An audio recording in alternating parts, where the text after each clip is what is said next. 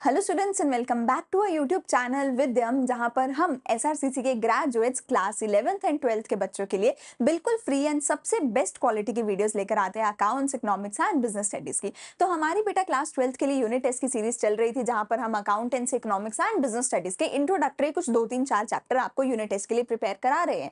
ठीक है, तो दोपहर को 4 बजे आपके अकाउंट्स की वीडियो आती है जिसमें फंडामेंटल्स एंड गुडविल करवाया जा रहा है, एंड शाम को 7 बजे आपकी इको और बिजनेस की वीडियो आती है, जहां पर इको का मैक्रो और बीएसटी के पहले 2 चैप्टर कराए जा रहे हैं। तो अगर आपको हमारी वीडियोस अच्छी लगती है, please like, share and subscribe to our channel. So we are a team of graduates from Shriram college of commerce, जो आपको यहाँ पर सबसे बेस्ट क्वालिटी का कंटेंट प्रोवाइड करवाने वाले हैं पूरा अगला 1 साल। So please like, share and subscribe to our channel. आज की इस वीडियो में हम करने वाले हैं हमारी संदीप कर के अकॉर्डिंग मैक्रो का chapter number 3, which is national income and related aggregates का चैप्टर। बहुत ही छोटा सा, बहुत ही आसान एंड थ्योरी वाला चैप्टर है, बहुत ज्यादा अच्छा चैप्टर है। एंड ये जो चैप्टर है आपके नेशनल इनकम का चैप्टर नंबर 4 का बेस बनाता है। अगर आपने ये चैप्टर नहीं किया तो आप जाने कि चैप्टर नंबर 4 जो है आपका कैलकुलेशन ऑफ नेशनल इनकम, वो कभी भी गलती से भी नहीं कर सकते हो अगर ये चैप्टर नहीं किया। तो ये चैप्टर इतना इंपॉर्टेंट बेस बनाता है आपके 4th चैप्टर के लिए। ठीक है, एंड ये दोनों ही चैप्टर्स मिला के चैप्टर 3 एंड 4 दोनों ही बहुत ज्यादा इंपॉर्टेंट है आपके बोर्ड एग्जाम्स के लिए स्पेसिफिकली, क्योंकि आपको आराम से 5 से 7 नंबर का न्यूमेरिकल पोर्शन पूछा जाने वाला है इन दोनों चैप्टर्स में से मिला के। ठीक है,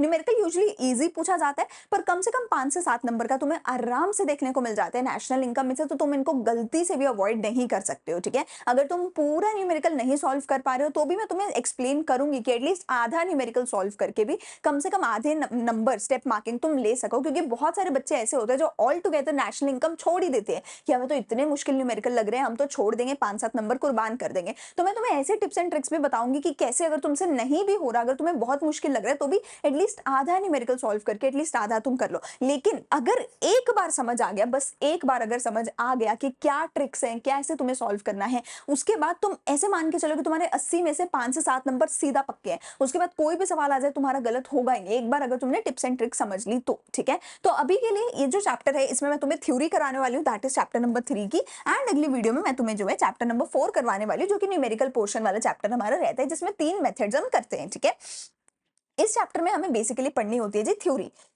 जिसमें हम कुछ एक चीजों के डेफिनेशंस को याद करने वाले हैं। ठीक है, अब सबसे पहली चीज देखो हमारे पास क्या आती है। अब सबसे पहली चीज हमारे पास 3 अलग अलग चीजें आएंगी, दैट इज एक तो होगी मेरी डेप्रीसिएशन, एक होगा मेरा नेट इनडायरेक्ट टैक्सेस, और एक होगा मेरा net factor income from abroad, NFIA। ये 3 चीजों की डेफिनेशन आपको याद करनी है, बिकॉज इन तीनों की डेफिनेशन पूछी जा सकती है, एंड इन तीनों चीजों की कैसे वर्किंग होती है ये तुम्हें याद करना है, जो कि मैं अभी तुम्हें समझाने वाली हूँ। इसको जितने अच्छे से हो सके उतने अच्छे से समझ लेना, जो बता रही हूँ साथ के साथ नोट डाउन करते रहना, एंड अगर जरूरत पड़े तो चाहे एक बार वीडियो को दोबारा सुन लेना। 2x पे तो सुनना ही मत, इतना इंपॉर्टेंट चैप्टर है। मैं और किसी चैप्टर के लिए नहीं बोलूंगी, एक नेशनल इनकम वाली ये जो 3 एंड 4 चैप्टर्स है और 1-2 एडीएस की चैप्टर्स है, ये ज्यादा इंपॉर्टेंट है, इनको अच्छे से सुन लेना है। ठीक है, तो सबसे पहली चीज मैं बात करती हूँ डेप्रीसिएशन के लिए। तो डेप्रीसिएशन बेटा आप सबको पता है, जब भी आप कोई भी पर्टिकुलर अपना एसेट खरीदते हो, ठीक है, कोई भी आप एसेट खरीदते हो, whether it is your machinery, whether it is your गाड़ी, एसी, कुछ भी, तुम कोई भी एसेट अगर खरीदते हो, उस एसेट का ओवर टाइम के साथ साथ जो है ऑब्सोलेंस हो जाता है, एक्सपेक्टेड ऑब्सोलेंस हो जाता है, यानी कि वो पुरानी हो जाती है। ठीक है, उसकी टेक्नोलॉजी नहीं आ जाती है, तो ओवर टाइम क्या हो जाता है, एक्सपेक्टेड ऑब्सोलेंस हो जाता है कि जो चीज पुरानी हो गई उसकी वैल्यू तो गिरेगी ना, क्योंकि अब नई चीजें आ गई है मार्केट में, अब नई टेक्नोलॉजी आ गई, अब नया मॉडल आ गया, तो पुरानी चीजों की ओवर टाइम एक्सपेक्टेड ऑब्सोलेंस हो जाती है, उनकी वैल्यू गिर जाती है। या फिर तुम नॉर्मली ओवर टाइम क्या करते हो, वियर एंड टीयर कर लेते हो, यानी कि ओवर टाइम जो है पानी से, बारिश से, किसी ना किसी चीज से, या फिर ओवर टाइम यूजेज की वजह से कोई ना कोई चीज खराब हो जाती है। तो सिंपल बात यह है कि अगर तुमने गाड़ी खरीदी है, अगर आज तुमने वो गाड़ी 12 लाख की खरीदी है, कल को अगर तुम उसको बेचने जाओगे तो वो 12 लाख की नहीं बिकेगी। क्यों नहीं बिकेगी, क्योंकि ओवर टाइम तुमने उसको यूज किया है, तो चीज पुरानी हो जाती है, घिस जाती है, उसकी कोई ना कोई चीजें खराब होने लग जाती है, वो रिपेयर मेंटेनेंस भी मांगती है। ठीक है, मॉडल पुराना हो जाता है, टेक्नोलॉजी पुरानी हो जाती है, विच इज वाई जो भी मैंने एसेट खरीदा था, अगर वो मैंने 12 लाख का खरीदा था, तो वो बाद में 12 लाख का नहीं बिकेगा, वो 8-10 लाख का बिक जाएगा, या फिर 2-4-6 लाख का बिक सकता है। ठीक है, तो वो क्यों होता है, वो चीज होती है डेप्रीसिएशन, किसी भी एसेट पे लगती है। अब ये जो डेप्रीसिएशन है बेटा, अगर तुम किसी भी चीज की वैल्यू को कैलकुलेट करो, फॉर एग्जांपल मैंने एक नई चीज खरीदी थी 12 लाख की, उसको हो गए 2 साल, आज की डेट में अगर मैं उसको बाजार में बेचने जाती हूँ, तो आज की डेट में उस 12 लाख वाली चीज की मुझे वैल्यू मिल रही है सिर्फ और सिर्फ 8 लाख। ठीक है, आज की डेट में मुझे उस 12 लाख वाली चीज की वैल्यू मिल रही है सिर्फ और सिर्फ 8 लाख। अब अगर बेटा मैं अपनी गाड़ी को बोलूं कि भैया मेरी गाड़ी तो ना 8 लाख वर्थ की है, क्योंकि ऑब्वियसली बात है आज की डेट में मैं अगर बेचने जाऊंगी 8 लाख मिलेगा, तो अगर मैं डेप्रिसिएशन हटा के मैं डेप्रिसिएशन हटा रही हूँ कि 4 लाख की डेप्रिसिएशन इसमें लग चुकी है 2 साल में। अगर मैं डेप्रिसिएशन हटा के उसकी वैल्यू बता रही हूँ तो मैं क्या बता रही हूँ, नेट वैल्यू बता रही हूँ किसी भी चीज की। लेकिन अगर मैं डेप्रिसिएशन ना हटाऊं और मैं लोगों को बाजार में बोलूं मेरी गाड़ी तो 12 लाख की है, मेरी गाड़ी तो 12 लाख की है, मैं ओरिजिनल प्राइस बता रही हूँ जिसमें मैंने डेप्रिसिएशन भी ऐड कर रखा है जो पिछले 2 साल का डेप्रिसिएशन था, तो वो क्या होगा, ग्रॉस प्राइस होगा। तो अगर मैं किसी भी चीज में से डेप्रिसिएशन माइनस कर देती हूँ, सिंपल भाषा में बोला जाए, उस चीज के नाम के आगे तुम लगा दो कि ये मैंने नेट बोला है। अगर मैं डेप्रिसिएशन ऐड करके बताती हूँ तो उस चीज के नाम के आगे तुम एक वर्ड जोड़ दोगे, ग्रॉस। ठीक है, मैं इसको बहुत सिंपल तरीके से ऐसे समझाती हूँ कि अगर मैं किसी भी चीज में डेप्रिसिएशन प्लस कर दूं, ठीक है, तुम उसके नाम के आगे एक वर्ड जोड़ दोगे, ग्रॉस। जैसे कि अगर मेरा नाम अंशिता है तो तुम मेरे नाम के आगे डेप्रिसिएशन अगर एडेड है तो वर्ड जोड़ दोगे, ग्रॉस।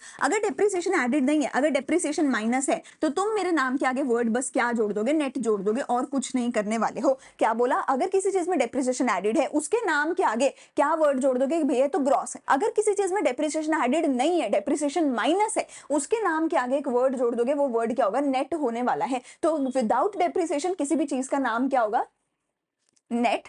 विद डेप्रिसिएशन किसी भी चीज का नाम क्या होने वाला है, ग्रॉस होने वाला है। ठीक है, बस तुम्हें इस चीज को देखना है कि क्या डेप्रिसिएशन प्लस है या डेप्रिसिएशन माइनस है, क्या चीज है। ठीक है, उसके बेसिस पे हमारे को एक डिफरेंस मिल गया, that is gross versus net का डिफरेंस। ठीक है, अब किसी के भी नाम में अगर ग्रॉस बोला गया है तुम ऑटोमेटिकली अज्यूम कर लोगे इसमें डेप्रिसिएशन एडेड है। अगर किसी के नाम में नेट बोला गया है, क्वेश्चन बोल रहा है कि इसके नाम में नेट लिखा हुआ है, तुम ऑटोमेटिकली अज्यूम कर लोगे कि इसमें से डेप्रिसिएशन माइनस हो रखी है। ठीक है, अगर तुम्हें कोई चीज नेट वाली दे रखी है, उस चीज से तुम्हें ग्रॉस वाली चीज फाइंड आउट करनी है, तो तुम क्या करोगे, तुम्हें पता है नेट वाली चीज है मतलब ऑटोमेटिकली डेप्रिसिएशन माइनस है, और ग्रॉस वाली चीज निकालने के लिए मुझे डेप्रिसिएशन प्लस करनी पड़ेगी। तो नेट से ग्रॉस पे जाने के लिए मैं नेट वाली चीज में अगर मैं डेप्रिसिएशन ऐड कर दूं तो मैं ग्रॉस पे पहुंच जाऊंगी। ऐसे ही ग्रॉस वाली चीज से नेट वाली चीज पे आने के लिए मैं डेप्रिसिएशन माइनस कर दूंगी तो मैं नेट वाली चीज पे पहुंच जाऊंगी। ठीक है, तो डेप्रिसिएशन प्लस माइनस करके मैं नेट और ग्रॉस के बीच में खेल सकती हूँ। दूसरी चीज मेरे पास आती है बेटा नेट इनडायरेक्ट टैक्सेस। दूसरी चीज मेरे पास आती है नेट इनडायरेक्ट टैक्सेस। अब देखो यहां से हम एक स्टेप आगे चलते हैं। डेप्रिसिएशन का कोई फॉर्मूला नहीं था, डेप्रिसिएशन का कोई फॉर्मूला नहीं था। अगर मुझे नेट से ग्रॉस पे जाना है तो मैं सिंपल डेप्रिसिएशन दे रखी होगी उसको प्लस करूंगी तो मैं नेट से ग्रॉस पे कूद के पहुंच जाऊंगी। ठीक है, लेकिन दूसरे केस में हमारे पास एक स्टेप और आगे आ जाता है। तो यहां पर मैं क्या बोलती हूँ कि अगर मुझे मार्केट प्राइस से फैक्टर कॉस्ट पे जाना है तो मुझे मार्केट प्राइस में से एनआईटी माइनस करना पड़ेगा। ठीक है, क्या मतलब है समझाऊंगी मैं। अगर मुझे मार्केट प्राइस से एफसी पे फैक्टर कॉस्ट पे जाना है, मुझे एनआईटी माइनस करना पड़ेगा, लेकिन एनआईटी भी पहले निकालना पड़ेगा एक फॉर्मूला लगा के। एनआईटी का फॉर्मूला क्या होगा, इनडायरेक्ट टैक्स माइनस सब्सिडी। तो टेक्निकली अगर मुझे मार्केट प्राइस से फैक्टर कॉस्ट पे जाना है तो मैं क्या माइनस करूंगी, मैं इनडायरेक्ट टैक्स माइनस सब्सिडी, यानी इस पूरे फॉर्मूला को माइनस करूंगी। तो मैं क्वेश्चन में से आईटी ढूंढूंगी, सब्सिडी ढूंढूंगी, फिर उसका ये फॉर्मूला लगाऊंगी, आईटी माइनस सब्सिडी करके एनआईटी निकालूंगी, उसको एमपी से माइनस करूंगी तो एफसी पे पहुंचूंगी। तो कहने का क्या तात्पर्य है, कहने का तात्पर्य ये है कि यहां पर तो तुम्हें सिंपल डेप्रिसिएशन दे रखा होगा, तुम नेट में डेप्रिसिएशन प्लस करोगे ग्रॉस पे पहुंच जाओगे, ग्रॉस में डेप्रिसिएशन माइनस करोगे तो नेट पे पहुंच जाओगे। लेकिन एनआईटी के केस में तुम्हें एनआईटी का भी पहले फॉर्मूला लगा के एनआईटी निकालना पड़ेगा, और फिर एनआईटी में से तुम एमपी और एफसी के बीच में जंप कर सकते हो। समझ आई चीज। तो एमपी क्या होता है, एमपी होता है देखो मेरा मार्केट प्राइस, एमपी होता है मेरा मार्केट प्राइस। तो देखो दो चीजें होती है, एक होता है कि मैंने कोई चीज अपने घर पे बनाई है। फॉर एग्जांपल तुम सिंपली ये लगा लो, अगर मुझे तुम्हें अपनी ट्यूशन की सर्विसेज बेचनी है, ठीक है, मैं तुम्हें टीचर एज अ टीचर पढ़ाना चाहती हूँ, मैं कहती हूँ मैं 10,000 रुपए लूंगी तुमसे पूरा साल तुम्हें पढ़ाने के लिए। लेकिन जब मैं तुम्हें अपनी सर्विसेज या अपनी गुड्स बेचने जाऊंगी तो वो 10,000 में मैं नहीं बेच सकती। क्यों, क्योंकि मुझे वहां पे टैक्स भी जोड़ना पड़ेगा, मुझे उस पर जीएसटी भी ऐड करना पड़ेगा। जब मैं तुमसे पैसे मांगूंगी तो मैं तुमसे पैसे कितने मांगूंगी, अगर मैं टैक्स वगैरह जोड़ती नहीं हूँ और सिर्फ बोलती हूँ कि भैया मेरी तो 10,000 रुपए की क्लासेस हैं, तो ये 10,000 रुपए क्या है जिसमें मैंने टैक्स वगैरह जोड़ नहीं रखा,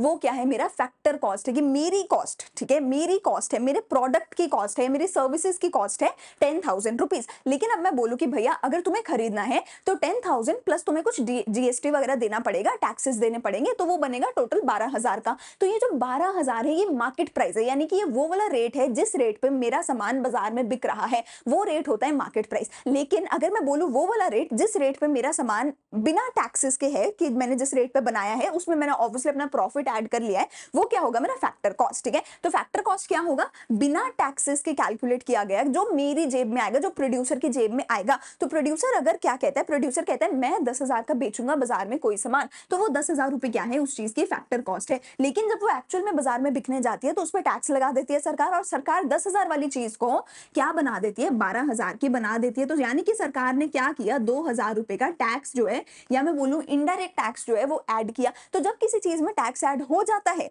तो उसका नाम क्या बन जाता है कि ये वाली चीज का जो ये रेट है, ये मार्केट प्राइस पे, ये वो वाला रेट है जिस रेट पे चीज बाजार में बिक रही है। लेकिन फैक्टर कॉस्ट वो वाला रेट है जिस रेट पे प्रोड्यूसर ने वो सामान बनाया है, और जो रेट प्रोड्यूसर की जेब में जाने वाला है। मार्केट प्राइस पूरे का पूरा प्रोड्यूसर के पास नहीं जाएगा, क्योंकि उसमें से थोड़ा टैक्स होगा जो सरकार के पास जाएगा। अब ये जो टैक्स है बेटा, एक चीज याद रखना, इसमें डायरेक्ट टैक्स की बात नहीं करते। टैक्स भी दो होते हैं हमारे, एक होता है डायरेक्ट टैक्स। डायरेक्ट टैक्स लगता है किसी ना किसी इंसान की या किसी ना किसी कंपनी की इनकम के ऊपर, हम उसको यहाँ पे ऐड नहीं कर रहे हैं, हम उसको यहाँ पे ऐड नहीं कर रहे हैं, हम यहाँ पे किसको ऐड कर रहे हैं, हम यहाँ पे ऐड कर रहे हैं इनडायरेक्ट टैक्सेस को। इनडायरेक्ट टैक्स किसी की इनकम पे नहीं लगता, बल्कि किसी ना किसी प्रोडक्ट या सर्विस पे लगता है, जैसे कि इनडायरेक्ट टैक्स, जैसे कि जीएसटी। तो मैं क्या करूंगी, मेरे प्रोडक्ट पे जो इनडायरेक्ट टैक्स लगेगा उसको अगर प्लस कर दूंगी, और मेरे प्रोडक्ट के लिए अगर मुझे सरकार से कोई सब्सिडी मिली है तो मैं उसको माइनस कर दूंगी। तो मैं क्या करूंगी, फैक्टर कॉस्ट और मार्केट प्राइस के बीच में मैं जंप कर सकती हूँ। तो देखो मैंने क्या बोला, देखो मैंने क्या बोला कि अगर मुझे मार्केट प्राइस और फैक्टर कॉस्ट के बीच में जंप करना है तो मैं क्या करूंगी, फैक्टर कॉस्ट मतलब मैंने अपना रेट निकाला कि मैं तो भैया बाजार में अगर बेचूंगी 10,000 में बेचूंगी, कि मेरी जेब में 10,000 रुपए आने चाहिए, मेरी जेब में 10,000 रुपए आने चाहिए, इस रेट पे बेचूंगी। लेकिन जब मैं बाजार में बेचने गई तो मुझे बाजार में जो रेट पे बेचना पड़ेगा वो रेट होगा मार्केट प्राइस। फैक्टर कॉस्ट से मार्केट प्राइस निकालने के लिए मैं क्या करने वाली हूँ, मैं प्लस करने वाली हूँ NIT, नेट इनडायरेक्ट टैक्सेस। एक चीज याद रखना, जब भी मैं यहाँ पे वर्ड कह रही हूँ नेट, इसका हमेशा मतलब होता है कि इसमें से मैं ऑलरेडी कोई चीज माइनस कर चुकी हूँ। देखो वैसे तो इनडायरेक्ट टैक्स है, वही इनडायरेक्ट टैक्स ये भी है, पर इनडायरेक्ट टैक्स में से जब मैं सब्सिडी माइनस कर देती हूँ तो वो नेट इनडायरेक्ट टैक्स बन जाता है। सब्सिडी मतलब कि सरकार क्या करती है, जैसे हाउस होल्ड्स को सिलेंडर के ऊपर सब्सिडी दे देती है कि तुम्हें सब्सिडी के अंडर सिलेंडर सस्ता मिलेगा तुम्हारे घर पे यूज करने के लिए। ऐसे ही सरकार क्या करती है, कंपनीज को सब्सिडी देती है कि तुम्हारे को बिजली का 10 रुपए यूनिट देना था, लेकिन सरकार ने तुम्हारे लिए सस्ता करके दे दिया, तुम्हें सब्सिडी दे दी कि अब तुम्हें बिजली का सिर्फ 4 रुपए पर यूनिट ही भरना है। ठीक है, तो फिर अगर मैं इनडायरेक्ट टैक्स में से सब्सिडी माइनस कर दूं तो बेटा जी क्या निकल के आ जाएगा, NIT। तो तुम्हारा स्टेप 1 क्या होगा, स्टेप 1 होगा कि तुम्हें NIT कैलकुलेट करना पड़ेगा। कैसे करना पड़ेगा, इनडायरेक्ट टैक्स माइनस सब्सिडी करके, IT माइनस सब्सिडी करके NIT निकालना पड़ेगा। और फिर स्टेप 2 क्या होगा, फिर स्टेप 2 क्या होगा कि फैक्टर कॉस्ट में NIT प्लस करके मार्केट प्राइस निकाल सकते हो। अगर मार्केट प्राइस निकालना है तो, अगर फैक्टर कॉस्ट निकालना है तो मार्केट प्राइस में से NIT माइनस करके तुम फैक्टर कॉस्ट निकाल सकते हो। तो यहाँ पे तुम्हें 2 स्टेप्स करने पड़ेंगे। डेप्रीसिएशन के केस में एक ही स्टेप था कि नेट में डेप्रीसिएशन प्लस करोगे तो ग्रॉस आएगा, ग्रॉस में से डेप्रीसिएशन माइनस करोगे तो नेट आएगा, सिंपल बात हो गई। पर यहाँ पे 2 स्टेप्स हैं। पहले तुम क्या करोगे, इनडायरेक्ट टैक्स माइनस सब्सिडी करके NIT निकालोगे, फिर ये जो NIT है इसको फैक्टर कॉस्ट में प्लस करके MP निकाल सकते हो, या मार्केट प्राइस में से माइनस करके फैक्टर कॉस्ट निकाल सकते हो। ये हो गया जी हमारा काम। अगली चीज जो मेरे पास आएगी वो होगा बेटा जी मेरा डोमेस्टिक वर्सेस नेशनल प्रोडक्ट का, जो कि NFIA के बेसिस पे होता है। अब देखो जैसे यहाँ पर था कि पहले NIT निकाला IT माइनस सब्सिडी करके, वैसे ही यहाँ पर भी स्टेप 1 क्या होगा मेरा, यहाँ पर भी मेरा स्टेप नंबर 1 क्या होगा, स्टेप 1 होगा कि मुझे NFIA निकालना पड़ेगा। NFIA, अब तुम्हें अगर ये चीज समझ आ गई तो तुम्हें ये जल्दी समझ आ जाएगा। जैसे मैंने पहले NIT निकाला था, उसके लिए क्या किया था, IT माइनस सब्सिडी किया था, ऐसे ही मुझे यहाँ पे NFIA निकालना पड़ेगा। समझाऊंगी फुल फॉर्म सारी, डरो मत, बड़ा बड़ा नाम है, समझाऊंगी सारा। NFIA कैसे निकलेगा, NFIA निकलेगा फीफा माइनस फीटा करके। तो स्टेप 1 में तुम्हें फीफा माइनस फीटा करके NFIA निकालना पड़ेगा, एंड स्टेप 2 में तुम्हें क्या करना पड़ेगा, फिर से अगर फैक्टर कॉस्ट में NIT प्लस करोगे मार्केट प्राइस आएगा, मार्केट प्राइस में NIT माइनस करोगे फैक्टर कॉस्ट आएगा। यहाँ पे क्या करना है, अगर डोमेस्टिक प्रोडक्ट में NFIA प्लस करोगे तो नेशनल प्रोडक्ट आएगा, अगर नेशनल प्रोडक्ट में से NFIA माइनस करोगे तो डोमेस्टिक प्रोडक्ट आएगा। सिंपल कहानी हो गई ना, जैसे ऊपर था सेम कॉपी पेस्ट है, बस चीजों का नाम बदल गया और तो कुछ नहीं है, नया फॉर्मूला आ गया और तो कुछ नहीं है। ठीक है, तो अगर फैक्टर कॉस्ट में NIT प्लस करोगे MP आएगा, MP में NIT माइनस करोगे फैक्टर कॉस्ट आएगा। DP में डोमेस्टिक प्रोडक्ट में NFIA प्लस करोगे तो नेशनल प्रोडक्ट आएगा, नेशनल प्रोडक्ट में NFIA माइनस करोगे तो डोमेस्टिक प्रोडक्ट आएगा। इट विल डिपेंड ऑन तुम्हें क्वेश्चन ने पूछा क्या है। क्वेश्चन तुम्हें एक चीज देगा और दूसरी पूछेगा। क्वेश्चन ने अगर नेशनल प्रोडक्ट दे दिया और बोला डोमेस्टिक प्रोडक्ट निकाल के दिखाओ, तो तुम्हें नेशनल प्रोडक्ट में से क्या माइनस करना होगा, NFIA माइनस करना होगा ताकि तुम आंसर निकालो। पर NFIA भी तो पहले कैलकुलेट करना होगा। 2 केस हो सकते हैं, अगर क्वेश्चन ने एज इट इज NFIA दे रखा है तो कैलकुलेट करने की जरूरत नहीं है, अगर क्वेश्चन ने NFIA नहीं दे रखा तो तुम फॉर्मूला लगाओगे। क्या फॉर्मूला लगाओगे, फीफा को ढूंढोगे, कि फीफा की कितनी वैल्यू है, उसमें से फीटा की वैल्यू को माइनस करोगे और एनएफआईए निकालोगे, net factor income from abroad निकालोगे। देखो क्या बोला मैंने, एनएफआईए क्या है, अभी अगर ये चीज समझ आ गई तो आगे देखो। एनएफआईए कैसे निकलेगा, फीफा माइनस फीटा करके निकलेगा। डीपी में एनएफआईए प्लस करोगे एनपी निकलेगा, एनपी में एनएफआईए माइनस करोगे तो डीपी निकलेगा, ठीक है जी। अब देखो एनएफआईए क्या है, एनएफआईए का मतलब है net, N is for net factor income from abroad. NFIA माने तो net factor income from abroad, net factor income from abroad, net factor income from abroad. इसके आगे एक वर्ड जुड़ा हुआ है दैट इज नेट। एनआईटी के केस में मैंने समझाया था बेटा कि अगर किसी चीज के आगे वर्ड जुड़ा हुआ है नेट, अभी अपने दिमाग में बिठा लो, अगर किसी चीज के आगे वर्ड जुड़ा मुझे दिख गया कहीं पर भी नेट, तो मैं समझूंगी कि इसमें से पक्का कुछ ना कुछ माइनस कर रखा है, पक्का इसमें कुछ ना कुछ माइनस कर रखा है। जैसे कि नेट इनडायरेक्ट टैक्स का क्या मतलब था कि इनडायरेक्ट टैक्स में से सब्सिडी माइनस कर रखी है, ऐसे ही नेट फैक्टर इनकम का मतलब क्या होगा कि इसमें से भी कुछ तो माइनस कर रखा है। नेट इनडायरेक्ट टैक्स का मतलब क्या था कि जो नेट के पीछे लिखा हुआ है, नेट इनडायरेक्ट टैक्स का मतलब क्या था कि ये वाली चीज इसमें से कुछ माइनस कर रखा है, यही मतलब था। तो एनएफआईए में भी यही मतलब हुआ। एनएफआईए का क्या मतलब है, net factor income from abroad, तो इसका क्या मतलब है कि जो ये पीछे वाली चीज लिखी हुई है इसमें से कुछ माइनस कर रखा है, जो ये पीछे वाली चीज लिखी हुई है इसमें से कुछ माइनस कर रखा है। तो इसका फॉर्मूला क्या होगा, फैक्टर इनकम फ्रॉम अब्रॉड, जो ऊपर दिया हुआ है वही वाली line, minus factor income to abroad. तो फीफा क्या है, factor income from abroad, FITA क्या है, फैक्टर इनकम टू अब्रॉड। तो एनएफआईए कैसे निकलेगा, factor income from abroad minus factor income to abroad. तो मैंने तुम्हें समझा दिया एनआईटी का मतलब क्या है कि एन इज फॉर नेट, तो नेट के पीछे जो चीज लिखी हुई है उसमें से कुछ तो माइनस हो रखा है तभी ये नेट एनआईटी बनाए, ठीक है। एनएफआईए का क्या मतलब है कि एन इज फॉर नेट, तो नेट के पीछे जो लिखा हुआ है यानी कि फैक्टर इनकम फ्रॉम अब्रॉड, उसमें से कुछ तो माइनस है, क्या माइनस है, फैक्टर इनकम टू अब्रॉड। अब यहाँ पर बच्चे ना बहुत ज्यादा कंफ्यूज हो जाते हैं, क्यों, क्योंकि पेपर में ना टाइम कम होगा, दिमाग कम होगा, नर्वसनेस बहुत ज्यादा होगी, तो तुम निकाल नहीं पाओगे। क्यों, क्योंकि क्वेश्चन ने net factor income from abroad लिखा है या फैक्टर इनकम फ्रॉम अब्रॉड लिखा है, तुम उसमें हो जाओगे कंफ्यूज। क्यों, क्योंकि तुम देखो इन दोनों चीजों में सिर्फ एक ही अक्षर का फर्क है, वो है नेट। बच्चे वो देख नहीं पाते कि नेट लिखा है कि नहीं लिखा है, इसलिए अभी से बता रही हूँ कि ये जो अक्षर है नेट, ये बहुत इंपॉर्टेंट है, पेपर में लिखा है या नहीं लिखा है इसको ध्यान से देखना। क्योंकि अगर एनएफआईए दे रखा है तो तुम्हें फॉर्मूला नहीं लगाना, पर अगर नेट फैक्टर इनकम नहीं दे रखी, सिर्फ फैक्टर इनकम दे रखी है, तो तुम्हें उसमें से factor income to abroad minus करनी पड़ेगी, तुम्हें उसमें से factor income to abroad minus करनी पड़ेगी। अब देखो इसका मतलब क्या है, देखो इस पूरी चीज का मतलब क्या है। तो देखो दो सिनेरियोज बनते हैं हमारे पास, दो प्यारे पैसे सिनेरियो बनते हैं। सिनेरियो नंबर 1 मेरे पास क्या होता है, यहां पर देख लेते हैं। देखो मेरे पास सिनेरियो नंबर 1 क्या हो सकता है कि एक बंदा है कोई, वो इंडियन है, ठीक है, एक कोई इंडियन है, वो इंडियन क्या कर रहा है, वो जाके यूएसए में वर्क कर रहा है।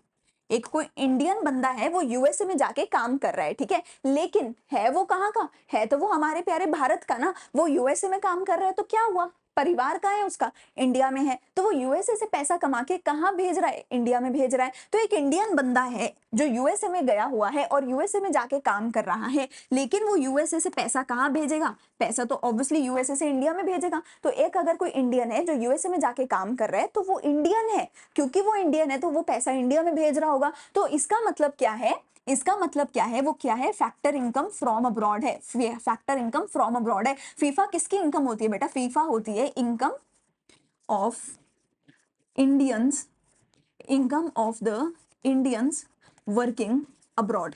अगर कोई भी इंडियन है जो बाहर जाके काम कर रहा है तो वो ऑब्वियसली बाहर से पैसा कमा के हमारे देश में ला रहा होगा, तो उनकी इनकम मैं क्यों ना अपने देश के इनकम में जोड़ूं, मैं उनकी इनकम को ऑब्वियसली अपने देश के इनकम में जोड़ूंगी, चाहे कमाया बाहर है आया मेरे देश में पैसा, तो मैं अपने इनकम में जोड़ूंगी। तो इसीलिए एनएफआईए कैलकुलेट करते वक्त मैं फीफा प्लस करती हूँ, लेकिन माइनस क्या करती हूँ, माइनस करती हूँ फीटा। फीटा माने फैक्टर इनकम टू अब्रॉड, इसका मतलब क्या होता है, income of foreigners, income of foreigners working in India. अब अगर हमारे लोग बाहर जाके काम कर सकते हैं तो बाहर वालों के लोग भी तो हमारे देश में काम कर सकते हैं ना आके। तो लेट्स से कोई नेपाली है बंदा, कोई नेपाल का रेजिडेंट है, कोई नेपाल का सिटीजन है, कोई नेपाल का बंदा है, ठीक है, वो नेपाल से इंडिया में आता है काम करने के लिए। तो वो नेपाल से इंडिया में आता है काम करने के लिए और इंडिया से पैसा कमा के लेके जाता है नेपाल में। इंडिया से पैसा कमा के लेके जाता है नेपाल में। तो अगर कोई ऐसे फॉरेनर्स हैं जो भारत में आके काम कर रहे हैं, तो ऑब्वियसली बेटा वो भारत से पैसा कमा रहे हैं और भारत से पैसा कमा के नेपाल में लेके जा रहे हैं, तो मैं उनका पैसा अपने पैसे में कैसे जोड़ सकती हूँ? वो तो मेरा पैसा है ही नहीं। हाँ, कमाया यहाँ पे था लेकिन गया तो नेपाल में, गया तो हमारे देश के बाहर, तो मैं उसको अपनी इनकम में ऐड नहीं कर सकती। मैं उसको क्या करूंगी, अपनी इंडिया की इनकम में से माइनस कर दूंगी। तो अब देखो क्रक्स मैंने क्या बोला, मैंने क्रक्स ये बोला कि अगर मेरे देश के लोग बाहर से पैसा कमा के ला रहे हैं तो वो तो मेरे देश का है, पर अगर बाहर वाले लोग मेरे देश में से पैसा कमाकर बाहर लेकर जा रहे हैं वो मेरे देश का नहीं है, मैं उसको माइनस कर दूंगी। यहीं से मेरा निकला जी formula net factor income from abroad का, विच इज फीफा। बाहर से जो पैसा कमा के मेरे देश में लेकर आए तो वो बाहर वालों से पैसा मेरे देश में लाए तो मैं अपने देश में प्लस करूंगी माइनस फीटा। जो मेरे देश से पैसा कमा के बाहर ले गए उनको माइनस कर दूंगी कि तुम जाओ, तुम्हारा पैसा मैं अपने देश के पैसे में ऐड नहीं करूंगी। ठीक है जी, समझ आ गई चीज। तो जब भी मुझे नेशनल वाली चीज निकालनी होती है तो मैं क्या करती हूँ, फीफा माइनस फीटा कर देती हूँ। ठीक है जी, एक और छोटी सी चीज मैं तुम्हें बता देती हूँ यहीं पर कि एनएफआईए के बेसिस पे ये फीफा और फीटा की गेम खेल खेल के मैं क्या निकालती हूँ, मैं डोमेस्टिक प्रोडक्ट या नेशनल प्रोडक्ट निकालती हूँ, डोमेस्टिक या नेशनल प्रोडक्ट निकालती हूँ। यानी कि अगर मैं डोमेस्टिक प्रोडक्ट में एनएफआईए प्लस कर दूं तो मैं नेशनल प्रोडक्ट पे पहुंच जाती हूँ, लेकिन अगर मैं नेशनल प्रोडक्ट में एनएफआईए माइनस कर दूं तो मैं डोमेस्टिक प्रोडक्ट पे पहुंच जाती हूँ। यहाँ से ना मैं एक छोटा सा कंक्लूजन निकालती हूँ, पता है क्या? तुमने अगर पिछली क्लास देखी है, मैंने उसमें तुम्हें डोमेस्टिक बाउंड्री के बारे में और रेजिडेंट्स के बारे में समझाया था। वो इसीलिए समझाया था क्योंकि जो डोमेस्टिक प्रोडक्ट होता है उसका जो मेन फोकस होता है, उसका मेन फोकस होता है डोमेस्टिक प्रोडक्ट का, और इसको हाईलाइट करके स्टार करके लिख लेना। मैं गारंटी दे रही हूँ तुम्हारे पेपर में पूछा जाएगा, किसी ना किसी 1 से 2 सेट में इसके बारे में सवाल पूछा जाता है। जो डोमेस्टिक प्रोडक्ट होता है उसका फोकस क्या होता है, डोमेस्टिक बाउंड्री के ऊपर होता है, पर जो नेशनल प्रोडक्ट होता है उसका फोकस किसके ऊपर होता है, नॉर्मल रेजिडेंट्स के ऊपर होता है। तो जो डोमेस्टिक प्रोडक्ट वाला केस है बेटा जी, वो कहता है मेरे देश की धरती में अगर किसी ने पैसा कमाया है, फिर चाहे वो मेरे देश के लोगों ने कमाया है चाहे वो बाहर वालों ने कमाया है, अगर वो मेरे देश की धरती पे पैसा कमाया गया है तो मैं उसको अपने अंदर ऐड कर लूंगा। समझ आई चीज? डोमेस्टिक प्रोडक्ट क्या कहता है, कोई भी पैसा अगर मेरे देश की धरती पे, मेरे देश के डोमेस्टिक बाउंड्री पे, डोमेस्टिक बाउंड्री क्या है ये मैंने पिछले चैप्टर में समझाया था कि डोमेस्टिक बाउंड्री में क्या प्लस करते हो क्या माइनस करते हो। अभी के लिए इतना समझो, अगर किसी ने भी पैसा कमाया, फर्क ही नहीं पड़ता, इंडिया ने कमाया, इंडिया के लोगों ने कमाया, यूएस के लोगों ने कमाया, नेपाल के लोगों ने कमाया, अगर मेरे देश की धरती पर किसी ने पैसा कमाया है, चाहे वो इंसान किसी भी देश का है, अगर धरती मेरे देश की है जहां पर वो पैसा कमाया गया है तो वो पैसा डोमेस्टिक प्रोडक्ट में ऐड हो जाता है। It does not care about कि पैसा इंडियंस ने कमाया, नेपालियों ने कमाया, यूएस के लोगों ने कमाया, किसने कमाया। डोमेस्टिक प्रोडक्ट कहता है अगर मेरे देश की धरती पे कमाया गया तो डोमेस्टिक प्रोडक्ट में ऐड कर दो। लेकिन नेशनल प्रोडक्ट क्या कहता है, ये कहता है नहीं, मैं देश की बाउंड्री के बेसिस पे नहीं ऐड करूंगा, मैं ऐड करूंगा लोगों के बेसिस पे कि लोगों ने किसने पैसा कमाया। इसीलिए बेटा जो नेशनल प्रोडक्ट होता है वो एनएफआईए को अपने अंदर ऐड करता है। ठीक है, जो नेशनल प्रोडक्ट होता है, तो नेशनल प्रोडक्ट निकालने के लिए तुम क्या करते हो, डोमेस्टिक प्रोडक्ट कहता है मेरी धरती पे अगर पैसा कमाया गया, किसी ने भी कमाया, अगर मेरी धरती पे कमाया तो मैं ऐड करूंगा। ठीक है, तो लेकिन नेशनल प्रोडक्ट क्या कहता है, ये कहता है भैया तू अपने अंदर एनएफआईए को ऐड कर। ये कहता है भैया, ये कहता है नेशनल प्रोडक्ट, नेशनल प्रोडक्ट क्या कहता है कि जो भी मेरा डोमेस्टिक प्रोडक्ट है उसमें उन लोगों का पैसा ऐड कर दो जो हमारी धरती पे तो नहीं कमाया गया, कमाया तो फॉरेन में, लेकिन कमाया किसने, इंडियंस ने। वो क्या है, फीफा। फीफा क्या है, हमारे देश की धरती पे पैसा नहीं कमाया गया, बाहर कमाया गया, कमाया किसने, इंडियंस ने। मैंने क्या बोला था, फीफा क्या है, देखो फीफा क्या है, income of Indians working abroad, जो इंडिया के लोग बाहर काम कर रहे हैं उसका पैसा जोड़ दो। क्यों, क्योंकि वो इंडिया के लोगों का है। लेकिन क्या कहता, क्या कहता, फीटा माइनस कर दो। क्या माइनस कर दो, फीटा माइनस कर दो। देखो national product is equal to domestic plus FIFA minus FITA. FIFA minus FITA क्या होता है जी, एनएफआईए होता है। तो डोमेस्टिक प्रोडक्ट कहता मेरे देश की धरती पे कमाया है तो मैं ऐड कर लूंगा, किसी ने भी कमाया हो। नेशनल प्रोडक्ट क्या कहता है? नेशनल प्रोडक्ट कहता है ठीक है, तेरे अंदर तो सिर्फ वो वाली चीजें एडेड है ना जो हमारे देश की धरती पे कमाई है, तो मैं एक काम करता हूँ, मैं उनका पैसा ऐड कर देता हूँ जिन्होंने तुम्हारे अपने देश की धरती पे नहीं कमाया पर अपने देश के लोगों ने कमाया है, इंडियंस ने कमाया अब्रॉड में, वो प्लस कर दिया। और हमारी धरती पे फॉरेनर्स ने कमाया इंडिया में आके, मैं उसको माइनस कर दूंगा। तो हो गई ना बात। डोमेस्टिक कहता था देश के अंदर वाला, नेशनल ने क्या किया? नेशनल ने क्या किया? देश के अंदर फॉरेनर ने कमाया उसको हटा दिया, देश के बाहर इंडियंस ने कमाया उसको ऐड कर दिया, तो वो नेशनल बन गया। तो नेशनल प्रोडक्ट का मेन फोकस क्या होता है बेटा? नॉर्मल रेजिडेंट्स पे होता है, लेकिन डोमेस्टिक प्रोडक्ट का मेन फोकस क्या होता है बेटा जी? डोमेस्टिक बाउंड्री पे होता है। सिंपल भाषा में बोला जाए तो अगर मेरे देश के लोगों ने जितना भी पैसा कमाया, सिर्फ मेरे देश के लोगों ने, वो हम नेशनल प्रोडक्ट में ऐड करते हैं। लेकिन मेरे देश की धरती पे जितना भी पैसा कमाया गया वो सारा डोमेस्टिक प्रोडक्ट में ऐड करते हैं। ठीक है, चलो अगर यहां तक तुम्हें चीज समझ आ गई है, अब आगे चलते हैं। तो मैंने अभी तक तुम्हें 3 चीजें करवा दी हैं। क्या क्या करवा दिया है मैंने अभी तक तुम्हें? एक मैंने तुम्हें करवाया है डेप्रिसिएशन के बारे में, एक मैंने तुम्हें करवाया है एनआईटी प्लस माइनस करके तुम एमपी और एफसी के बीच में जंप कर सकते हो, और एक मैंने तुम्हें एनएफआईए के बारे में कराया है। ठीक है, ये 3 तरीके के डिफरेंसेस हो गए। इन तीनों डिफरेंसेस के बेसिस पे हमें 8 अलग अलग एग्रीगेट्स मिलते हैं। इन तीनों डिफरेंसेस के बेसिस पे देखो बेटा जी, हमें 8 अलग अलग एग्रीगेट्स मिलते हैं। क्या क्या डिफरेंस था? डेप्रिसिएशन का, एनआईटी का, एनएफआईए का। इन तीनों डिफरेंसेस के बेसिस पे 8 अलग अलग एग्रीगेट मिल गई। क्या किया मैंने? देखो, एक gross net, gross net, gross net, gross net. ठीक है, 4 मेरे फैक्टर कॉस्ट वाले होंगे, 4 मेरे क्या होंगे? फैक्टर कॉस्ट वाले होंगे, 4 मेरे मार्केट प्राइस वाले होंगे। खत्म। 4 ग्रॉस वाले होंगे, 4 नेट वाले होंगे, 4 डीपी डोमेस्टिक प्रोडक्ट वाले होंगे, 4 नेशनल प्रोडक्ट वाले होंगे। तो हमने किया क्या? सबसे पहले डेप्रिसिएशन के बेसिस पे ग्रॉस और नेट का नाम हमने दे दिया। फॉर एग्जांपल अगर मैं कहती हूँ जीडीपीएफसी, देखो यहाँ पर तुम्हें एग्रीगेट बनाना आना चाहिए। एग्रीगेट बनाया कैसे जाता है? कोई भी अगर हमें एग्रीगेट बनाना है तो हम क्या करते हैं? सबसे पहले ग्रॉस या नेट उसके नाम के आगे लिखते हैं। एग्रीगेट बनाना मतलब मैं यहाँ पे किसी का नाम बना रही हूँ। जैसे हमारा नाम कैसे होता है? पहले हमारा फर्स्ट नेम होता है, फिर हमारा सरनेम होता है, या बीच में हमारा मिडिल नेम हो सकता है, हमारे मम्मी पापा का नाम हम बीच में लिख सकते हैं, है ना।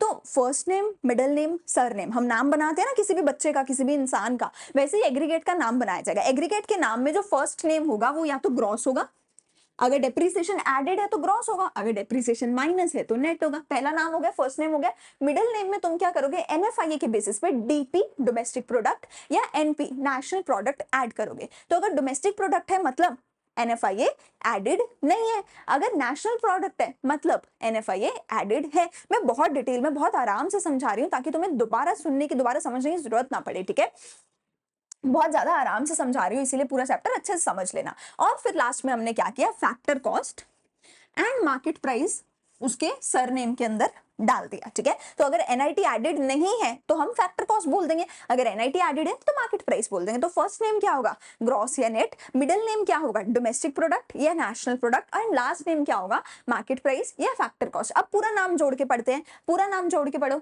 एन से फर्स्ट नेम क्या है? ग्रॉस या नेट, तो ग्रॉस तो नहीं होगा, एन से क्या होगा? Net. MP national product, FC factor cost. क्या नाम बन गया? नेट नेशनल प्रोडक्ट एट, यहां पर बस एक चीज जोड़ दो, at net national product at factor cost. Short form क्या होगी? NNP FC. एफसी को या एमपी को हमेशा पैर में लिखा जाएगा, मैं ऐसे नहीं लिखूंगी N N P F C, ऐसे नहीं लिखा जाता, ऐसे नहीं लिखना है किसी भी एग्रीगेट को। एग्रीगेट को कैसे लिखना है? हमेशा फैक्टर कॉस्ट को या मार्केट प्राइस को नीचे पैर में लिखना है, ऐसे एग्रीगेट लिखा जाएगा। ठीक है, तो एनएनपीएफसी हम ऐसे लिखने वाले हैं। एनएनपीएफसी हो गया मेरा शॉर्ट फॉर्म।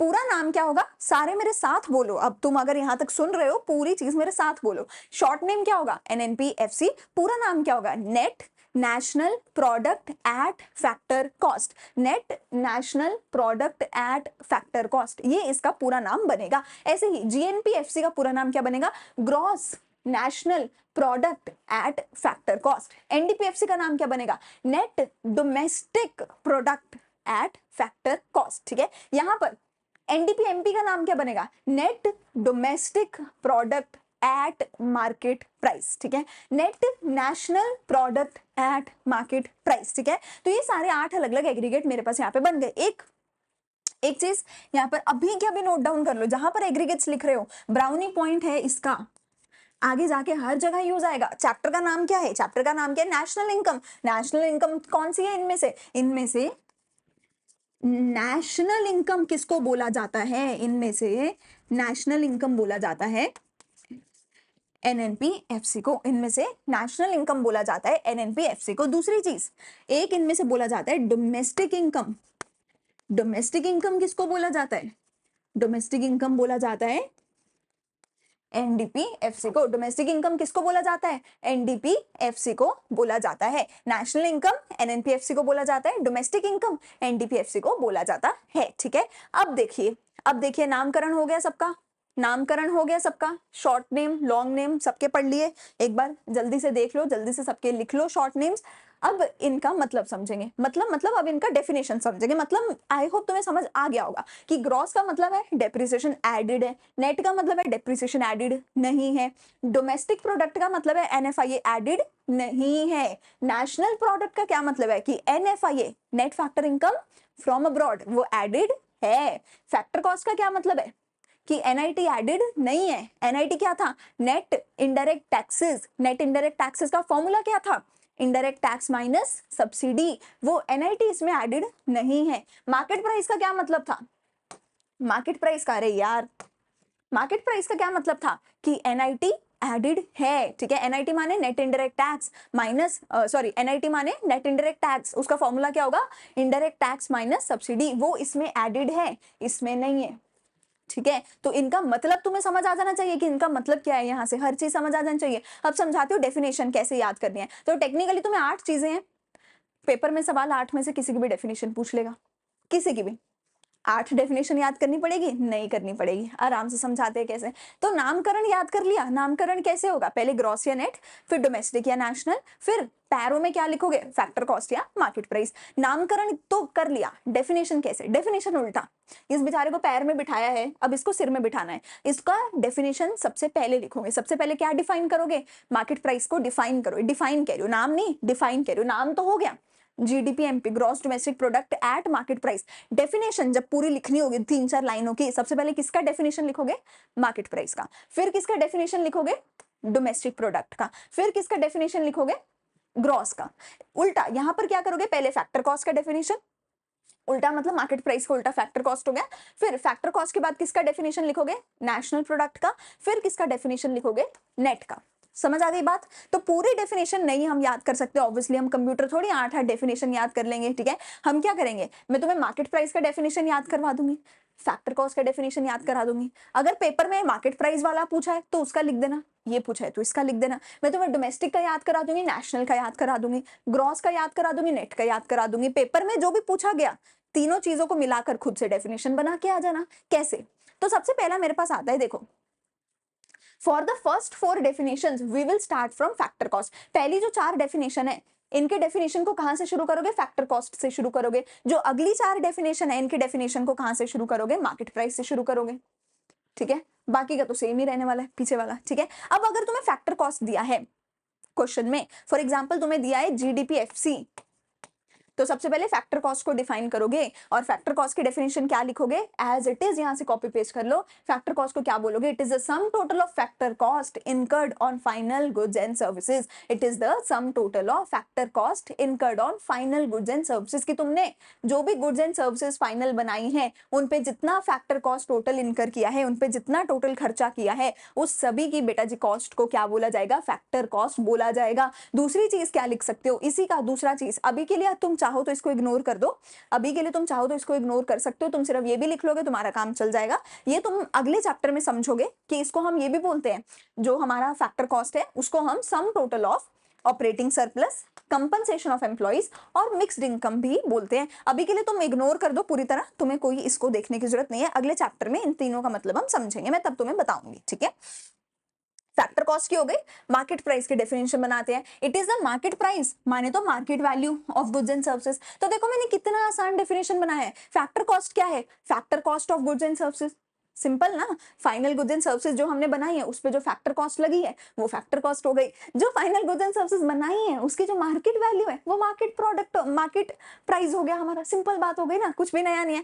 डोमेस्टिक प्रोडक्ट में मैंने क्या बोला था बेटा, it focus on domestic boundaries, it focus on domestic boundaries, not on the normal residence. इसको कोई लेना देना नहीं है किसने बनाया, ये कहता है मेरे देश के अंदर बना होना चाहिए, दैट्स इट। तो इसकी डेफिनेशन क्या होगी, produced within the domestic boundaries of a country irrespective of whether it is produced by the normal residents or non-residents of the country। तुम टेक्निकली यहां तक की डेफिनेशन याद करोगे, उसके आगे मैंने तुम्हें समझाने के लिए लिखा है कि डोमेस्टिक प्रोडक्ट क्या कहता है कि डोमेस्टिक बाउंड्री के अंदर बना होना चाहिए, चाहे मेरे लोगों ने बनाया, मेरे नॉर्मल रेजिडेंट्स ने बनाया, चाहे नॉन रेजिडेंट्स ने बनाया, चाहे मेरे लोगों ने नहीं बनाया, पर अगर मेरे देश की धरती पे कुछ बना तो मैं उसको डोमेस्टिक प्रोडक्ट में ऐड करूंगा। ठीक है, ये सारे के सारे जो नोट्स है बेटा मैंने खुद, तुम देखो मेरी राइटिंग के साथ मैच करके देखो, सारे नोट्स मैंने खुद अपने हैंड से बनाए हैं ताकि मैं तुम लोगों के लिए स्पेसिफिकली इतने अच्छे नोट्स तैयार कर सकूं जो तुम्हें बुक से ज्यादा अच्छे तरीके से, किसी भी ज्यादा अच्छे तरीके से समझा सके, चीजों को याद करा सके। ठीक है, तो खुद मैंने सारे नोट्स बनाए हुए हैं, एज इट इज तुम कॉपी पेस्ट कर सकते हो। तो डोमेस्टिक प्रोडक्ट की डेफिनेशन क्या होगी, produced within the domestic boundaries of a country. National product की डेफिनेशन क्या होगी जी, नेशनल प्रोडक्ट की डेफिनेशन होगी produced by the normal residents. मेरे देश के लोगों ने बनाना चाहिए, मेरे देश के लोग बनाए, दुनिया में कहीं भी बनाए, दुनिया में कहीं भी बनाए, अगर मेरे देश के लोगों ने बनाया है तो मैं उसको ऐड कर दूंगी नेशनल प्रोडक्ट में। कैसे, एनएफआईए के थ्रू, कि मेरे देश के लोगों ने जो बनाया वो प्लस कर दिया, जो दूसरे देश के लोगों ने मेरे देश में बनाया वो माइनस कर दिया, फीटा माइनस कर दिया ना, तो मेरे देश के लोगों ने बनाया तो नेशनल प्रोडक्ट वो हो जाएगा।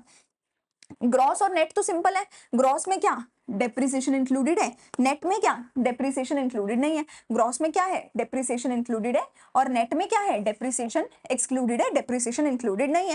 एक लाइन पीछे तुम सभी लिख देना with in an accounting year, एक लाइन पीछे तुम सारे लिख देना with in an accounting year. ठीक है, अब मैंने तुम्हें यहाँ से सारी डेफिनेशन याद करा दी है, मैंने तुम्हें यहाँ से सारी की सारी डेफिनेशन याद करा दी। तुम्हें अगर स्क्रीनशॉट लेना है तुम यहाँ से ले सकते हो।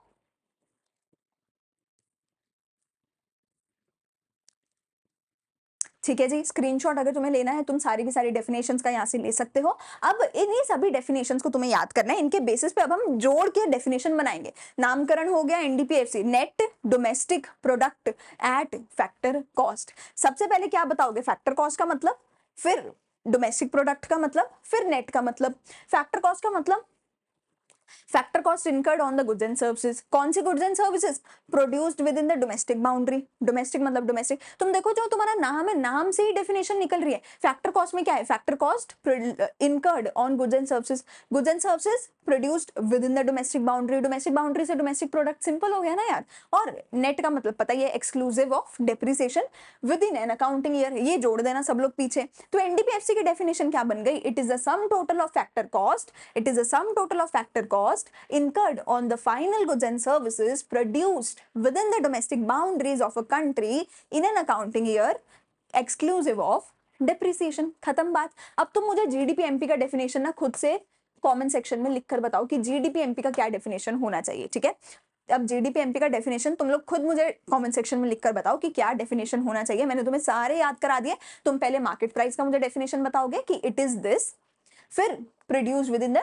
डोमेस्टिक बाउंड्रीज, फिर within an accounting year लिखोगे, और फिर कॉमा डाल के ग्रॉस के बारे में बताओगे। ठीक है, तो पहले ये लिखोगे, फिर ये लिखोगे, फिर अकाउंटिंग ईयर चाहे तो बीच में लिख दो, चाहे तो लास्ट में लिख दो अकाउंटिंग ईयर, कोई फर्क नहीं पड़ता, पर लिख देना कि produced within an accounting year लिख देना, और फिर ग्रॉस या नेट के बारे में भी बता देना। ठीक है, तो खुद से मुझे बताओ कमेंट सेक्शन में कि क्या इसकी डेफिनेशन होनी चाहिए। अब एक लास्ट चीज देखते हैं, आई थिंक थोड़ी लंबी हो गई वीडियो, पर कोई नहीं, एक लास्ट चीज बस तुम्हें मैं समझा के जा रही हूँ कि इसका जो न्यूमेरिकल है वो तुम कैसे सॉल्व करोगे। इसका कोई भी न्यूमेरिकल क्वेश्चन आएगा, एंड मेरी इसे गारंटी ले लेना, चैप्टर 4 के न्यूमेरिकल इतने इंपॉर्टेंट नहीं है जितने इसके हैं। क्यों, क्योंकि चैप्टर 4 का न्यूमेरिकल पूछा जाए या नहीं पूछा जाए, इसका जरूर पूछा जाएगा। ठीक है, चाहे 2 नंबर में पूछा जाए, चाहे 3 नंबर में पूछा जाए, चाहे 4 नंबर में पूछा जाए, इसका न्यूमेरिकल जरूर पूछा जाता है। और दूसरी चीज, जो 4 नंबर, जो तुम्हारा चौथे चैप्टर का न्यूमेरिकल भी पूछा जाएगा, उसमें से 2 नंबर तो इसके होंगे स्टेप मार्किंग के, उसमें भी ये तो आएगा ही। ठीक है, तो इसके न्यूमेरिकल्स तो चाहे 2 बार सॉल्व कर लो, मैं अपने बच्चों से सबसे 2-2 बार सॉल्व कराती हूँ कि 2-2 बार तुम्हें सॉल्व करने ही है।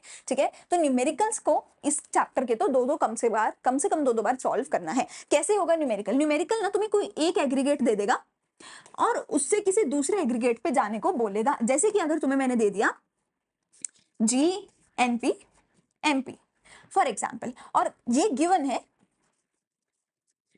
ये गिवन है, और तुम्हें फाइंड क्या करना है, तुम्हें लेट्स से फाइंड करना है हमारा एनडीपी एमपी, तुम्हें फाइंड आउट करना है। तो तुम क्या करोगे, ये तुम्हें गिवन है और न्यूमेरिकल यही होगा, इससे बाहर का न्यूमेरिकल नहीं होगा। न्यूमेरिकल यही होगा कि एक दे रखा होगा, दूसरा निकालना होगा। तो तुम्हें क्या करना है, जो चीज तुम्हें गिवन है पहले इसको लिखोगे।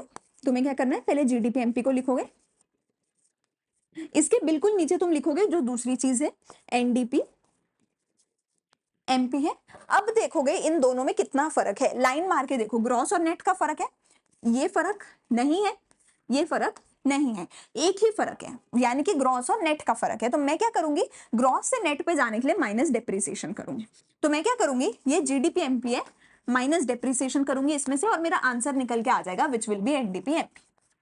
सिंपल कहानी हो गई। ऐसे ही लेट्स से मुझे गिवन है NDP MP, let's say I am given NDP MP and I am supposed to find out GNPFC. I am supposed to find out GNPFC. तो मैं ऊपर इसको लिखूंगी, नीचे इसको लिखूंगी, लाइन मार दूंगी, लाइन मार के देखूंगी किस किस चीज का फर्क है। तो इसका भी फर्क है, डीपी और एनपी का भी फर्क है। समझ आ रहा है ना कि दो चीजें अलग अलग है, सेम नाम थोड़ी है ना। और एमपी और एफसी का भी फर्क है, यहाँ तो देखो नाम ही सेम था, एमपी एमपी सेम है, कोई फर्क नहीं है, डीपी डीपी कोई फर्क नहीं है, तो ये भी सेम है। सिंपल बात हो गई ना, यहाँ पे तो तीनों का फर्क है। तो नेट से ग्रॉस पे जाने के लिए मैं डेप्रिसिएशन प्लस करूंगी, डोमेस्टिक से नेशनल पे जाने के लिए मैं एनएफआईए प्लस करूंगी, और मार्केट प्राइस से फैक्टर कॉस्ट पे जाने के लिए मैं एनआईटी माइनस करूंगी।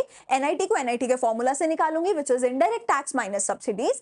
मार्केट प्राइस से फैक्टर डीपी से एनपी पे जाने के लिए मैं एनएफआई को प्लस करूंगी, और एनएफआई का फॉर्मूला क्या लगाऊंगी, फीफा माइनस फीटा। और नेशनल से सॉरी नेट से ग्रॉस पे जाने के लिए मैं डेप्रिसिएशन ऐड करूंगी, सिंपल जी, ठीक है ना। तो मैं एनडीपी एमपी से जेएनपीएफसी पे जाने के लिए 3 स्टेप्स लूंगी, डेप्रिसिएशन प्लस करूंगी, एनएफआई निकाल के प्लस करूंगी, एनआईटी निकाल के माइनस करूंगी, मेरा आंसर आ जाएगा। यहाँ पर मुश्किल क्या हो सकता है क्वेश्चन में, मुश्किल ये हो सकता है कि वो तुम्हें किसी एक चीज का कुछ दूसरा नाम बता दे, ठीक है। जैसे कि डेप्रिसिएशन का दूसरा हमारा नाम क्या होता है, consumption of fixed capital, consumption of fixed capital, ऐसा करके हमारे को नाम दे रखा होता है डेप्रिसिएशन का। तो वो दूसरा नाम दे दिया, तो तुम्हें क्या समझना है कि भैया ये डेप्रिसिएशन है और मुझे इसको एज इट इज प्लस ही करना है। एनआईटी के लिए तुम्हें वो क्या देगा, आईटी माइनस सब्सिडी देगा, ठीक है। अब अगर क्वेश्चन ने सब्सिडी नहीं दिया, सिर्फ आईटी दिया है, तो तुम क्या करोगे, सब्सिडी को 0 अज्यूम कर लोगे, और आईटी की वैल्यू ही एनआईटी की वैल्यू बन जाएगी। अगर क्वेश्चन ने तुम्हें एनआईटी भी दिया है और आईटी भी दिया है, तो क्या करोगे, तो सिर्फ एनआईटी को लोगे। क्यों भैया, क्योंकि ऑलरेडी एनआईटी में आईटी तो प्लस हो चुका है, तो तुम्हें इसको दोबारा से ऐड नहीं करना।